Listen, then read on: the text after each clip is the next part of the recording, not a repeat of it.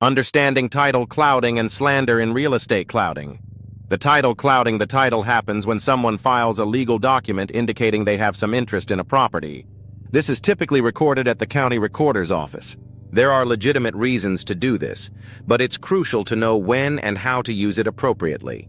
Slander of title. Slander of title is a legal action a property owner can take against someone who has improperly filed something that clouds the title. For example, using identity theft to file a false deed can lead to a claim of fraud and slander of title. Attention wholesalers. Just because you have a contract to buy a house doesn't mean you have the right to cloud the title. Here's why. Valid contracts.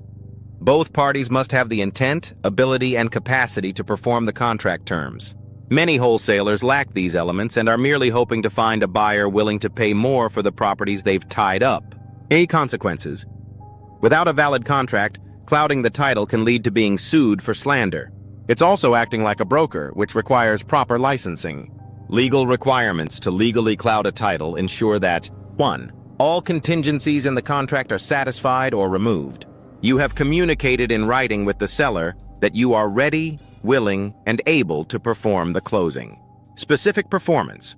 Clouding the title aims for specific performance, ultimately buying the property. You must prove you have the funding available to close and fully perform the contract. If your wholesaling business relies on assignments, you shouldn't be clouding titles.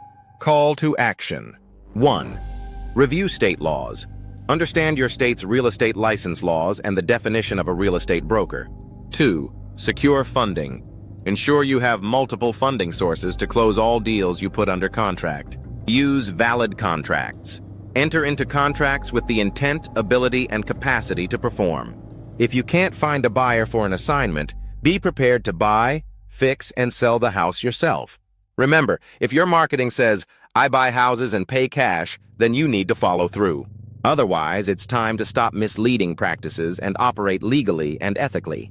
Share this message with others to promote a higher standard in wholesaling.